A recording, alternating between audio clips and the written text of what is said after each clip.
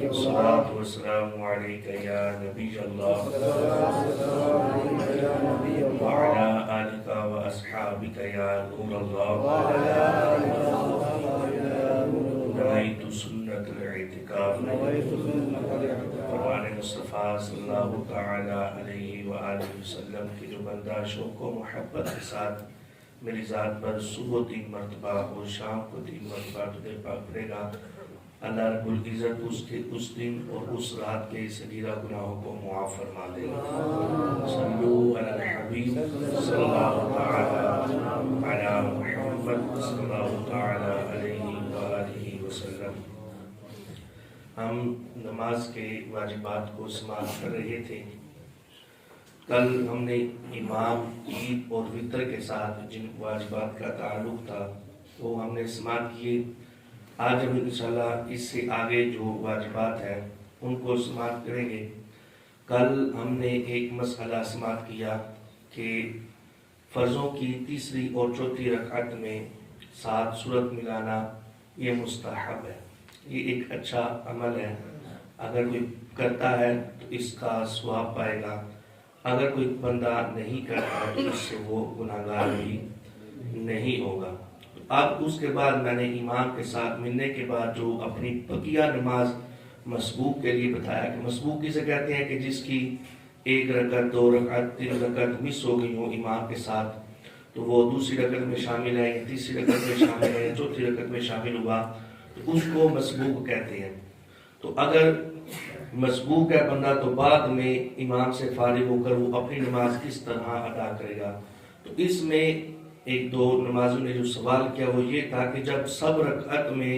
ہم 7 سورت ملا سکتے ہیں تو اس مسئلے کو اتنا بیان کرنا ضروری نہیں۔ تو میں عرض یہ کر رہا ہوں اس مسئلے کو بیان کرنا انتہائی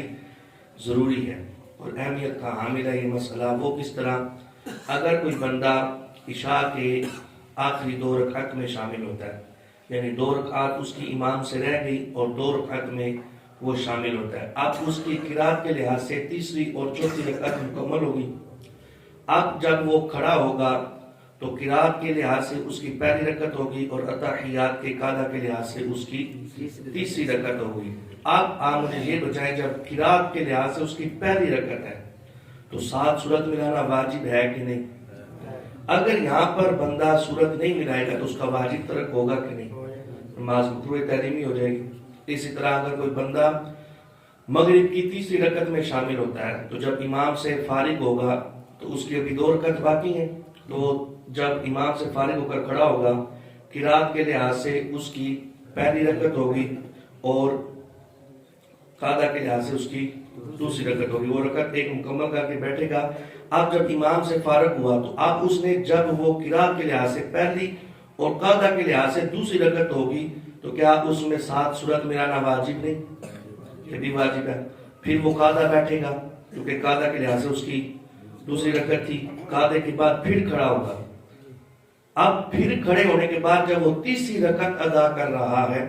تو کیا تیسری رکعت میں بھی سورت ملانا واجب ہے کہ نہیں؟ اب اگر کوئی بندہ یہ گمان کر لے کہ میں تو تیسری رکعت میں ہوں اور اس میں نے سورت نہیں ملانا تو اس کا واجب تو ترک ہو گیا۔ تو یہ انتہائی اہم ترین مسئلہ ہے کہ قرات میں جو پہلی 2 رکعات ہیں ان میں 7 سورت ملانا واجب ہے۔ تو جب بندہ امام سے فارغ ہوتا ہے تو اگلی اس کی 2 جو رکعات ہوں گی ترتیب کے لحاظ سے ان 2 رکعات میں اس کی 7 سورت ملانا فاتحہ کے ساتھ یہ واجب کا درجہ رکھتا ہے۔ تو واجب پھر اہمیت کا حامل ہے، اگر یہ نہیں ہوگا تو نماز مکروہ تحریمی ہوگی۔ ایک مسئلہ یہ تھا۔ دوسرا مسئلہ میں نے یہ عرض کی کہ جب بندہ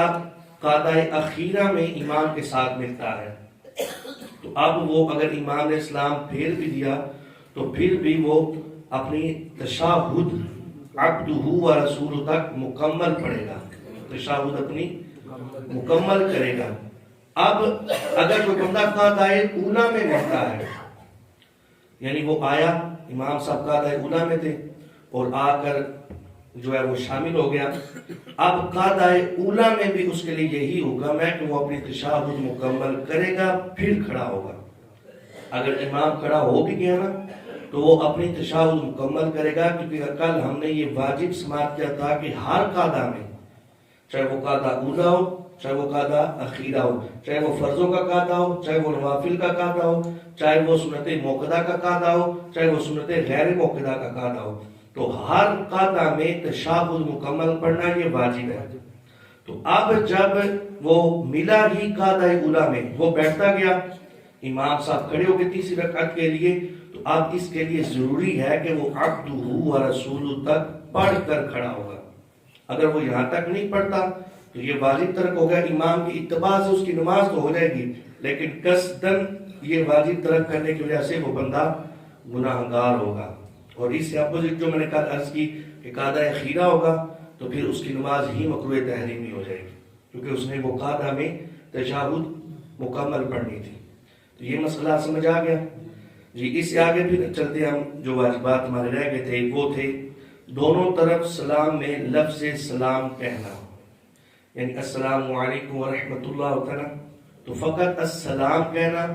یہ واجب ہے، علیکم واجب نہیں بلکہ یہ سنت ہے۔ یعنی اگر کوئی بندہ السلام کہہ کے نماز سے فارغ ہوتا ہے تو اس کا واجب ادا ہو جائے گا، سنت سے وہ رہ جائے گا، سنت کا اس کو ثواب نہیں ملے گا۔ لفظ السلام کہنا یہ واجب ہے۔ اس سے اگلا واجب ہے کہ آیت سجدہ پڑھی تو سجدہ تلاوت کرنا یہ بھی واجب ہے، یعنی قرات میں جو 14 آیات ہیں آیت سجدہ اگر وہ پڑھی تو ظاہر سجدہ واجب ہو گیا، تو نماز ہی میں سجدہ کرنا یہ واجب ہے۔ اس سے اگلا واجب سجدہ سہو واجب ہو تو سجدہ سہو کرنا، یعنی نماز میں اگر کوئی واجب ترک ہو گیا تو واجب ترک ہونے کی وجہ سے سجدہ سہو لازم ہو گیا، اب سجدہ سہو اگر لازم ہو گیا ہے تو سجدہ سہو کرنا یہ بھی واجب ہے۔ اب اگر بندے کا کوئی واجب ترک ہو جاتا ہے تو اب وہ سجدہ سہو بھی نہیں کرتا، تو اس کی نماز میں 2 واجب ترک ہو گئے، ایک وہ جو جس کی وجہ سے سجدہ سہو لازم ہوا تھا، اور دوسرا خود سجدہ سہو کرنا بھی اس کے لیے واجب تھا۔ پھر اگلا واجب ہر فرض و واجب کو اسی کی جگہ پر ادا کرنا، ہر فرض و واجب کو اسی کی جگہ پر، جس کا جہاں پر واجب ہے فرض ہے اس کو اسی جگہ پر ادا کرنا۔ اور اس سے اگلا واجب ہے فرض و واجب کے درمیان 3 تسبیح کا وقفہ نہ کرنا، یعنی 3 مرتبہ سبحان اللہ کہنے کی مقدار وقفہ نہ کرنا۔ یعنی مثال کے طور پر ایک بندہ ہے وہ قرات کرتا ہے، اب اس کی قرات مکمل ہوگی، اب قرات کے بعد وہ رکوع میں تاخیر کر دیتا ہے، اور تاخیر اتنی ہو گئی ہے کہ 3 مرتبہ سبحان اللہ کہنے کی مقدار اگلے رکن کو، اگلے فرض کو یا اگلے واجب کو اس نے تاخیر کر دی اس میں، تو اس سے سجدہ سہو لازم ہوگا۔ قصداً کرے گا تو نماز مکروہ تحریمی ہوگی، اور اگر غلطی سے ہوگا، عمومی طور پر یہ تو غلطی ہوتا نہیں، قصداً ہی یہ ہوتا ہے، تو اس سے نماز مکروہ تحریمی ہو جائے گی۔ جیسے مثال کے طور پر ایک بندہ تشہد میں قاعدہ اولا میں ہے تو وہ عبدہ و رسولہ تک پڑھ کے تشہد مکمل کرتا ہے، تیسری رکعت کے لیے اس نے کھڑا ہونا ہے لیکن بیٹھا رہتا ہے، وہ اگلے رکن میں تاخیر کر دیتا ہے، تو اگلے رکن کو اگر تاخیر ہو جائے تو اس سے بھی نماز مکروہ تحریمی ہو جاتی ہے۔ یعنی اس کو آسان لفظوں میں اس طرح سمجھ لیں کہ اگر کسی رکن میں تاخیر ہو گئی نا، یعنی لیٹ ہو گئے، دیر ہو گئی اگلے رکن میں، تو اس سے نماز مکروہ تحریمی ہو جاتی ہے۔ یعنی اس کو بس جس واجب کا جو جگہ ہے، جو فرض کی جگہ ہے، اس کو ادا کرنا، اس میں تاخیر نہ کرنا۔ یہ تھا سیکنڈ لاسٹ ہمارا واجب۔ اور 30واں جو واجب تھا وہ تھا قرات کے علاوہ تمام واجبات میں امام کی پیروی کرنا، کیونکہ قرات تو امام کی قرات ہی مقتدی کی قرات ہے۔ نبی پاک علیہ السلام کا فرمان ہم نے سماعت کیا، تو قرات کے علاوہ تمام واجبات میں امام کی پیروی کرنا یہ بھی واجب ہے۔ اگر کوئی بندہ امام کی پیروی کسی فرض و واجب میں نہیں کرتا تو اس نے یہ واجب کو ترک کر دیا، تو امام کی اتباع سے اس کی نماز تو درست ہوگی۔ اگر امام کی اتباع کی وجہ سے وہ قصداً چھوڑ دیتا ہے کسی واجب کو امام کے پیچھے، تو اس سے وہ اتباع کی وجہ سے نماز تو ہوگی لیکن وہ بندہ گناہ گار ہوگا۔ یہ 30 واجبات تھے، اس کو ہم نے یاد کرنا ہے۔ اگر ہم باقاعدہ یاد نہیں بھی نہ کرتے تو کم از کم ہمیں باہر لکھے ہوئے ہیں، اس کو اتنی دفعہ پڑھ لیں تاکہ ہمارے ذہن نشین ہو جائے کہ یہ چیزیں واجب ہے اور یہ چیزیں ہم نے اگر خدا نہ خواستہ کوئی ترک ہو جائے تو اس سے سجدہ صاحب ہم نے کرنا ہے، اور غلطی سے اگر ہوا تو پھر سجدہ صاحب ہے، اگر جان بوجھ کے کیا تو نماز مکروہ تحریمی ہو جائے گی۔ اس سے اگلا ایک اور مسئلہ یہ بھی انتہائی اہمیت کا حامل ہے کہ اگر کوئی مسبوق ہے، مسبوق کہتے ہیں اس بندے کو کہ جس کی 1 2 3 4 رکعت امام سے مس ہو جائے، وہ دوسری تیسری چوتھی رکعت میں شامل ہو، تو اگر کوئی مسبوق ہے تو مسبوق امام کے ساتھ ملتا ہے،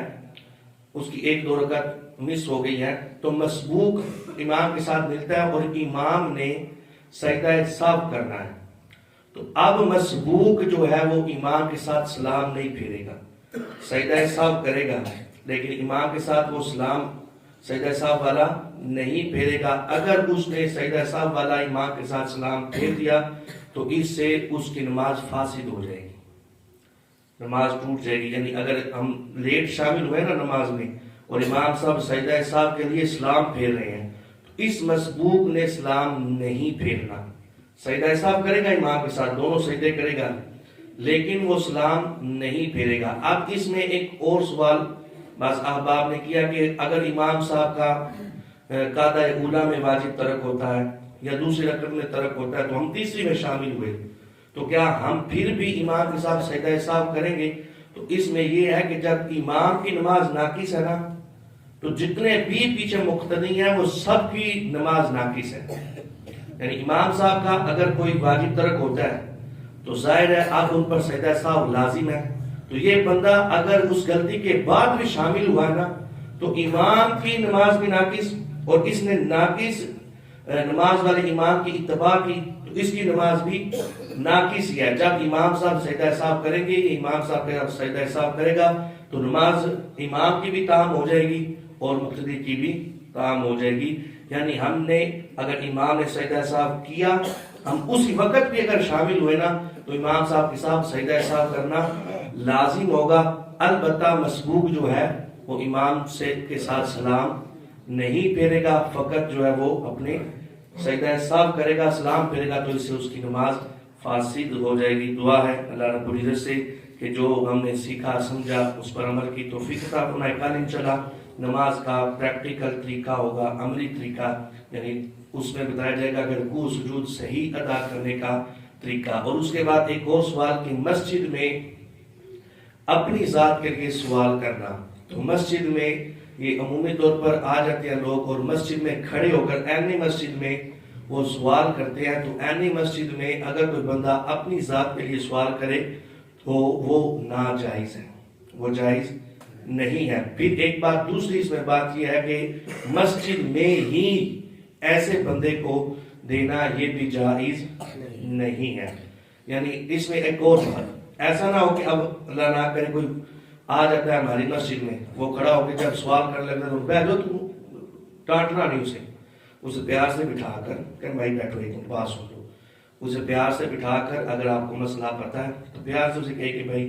اپنی ذات کے لیے مسجد میں سوال کرنا یہ جائز نہیں ہے، تمہارا یہ مانگنا گناہ ہے، حرام ہے، مسجد میں جائز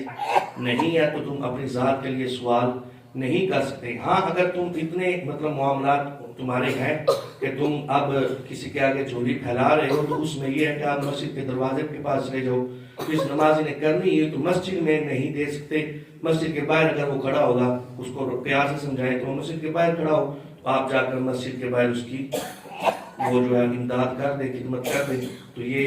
بہتر ہے۔ اب اگر کوئی بندہ مسجد میں سوال کرتا ہے تو اس کا مسجد میں سوال اپنی ذات کے لیے کرنا یہ جائز نہیں ہے۔ اللہ رب العزت عمل کی توفیق عطا فرمائے۔ آمین۔ الحمدللہ رب العالمین والصلاۃ اطفی بها حر الوباء الحاطمة المصطفى والمرتضى وابناهما والفاطمة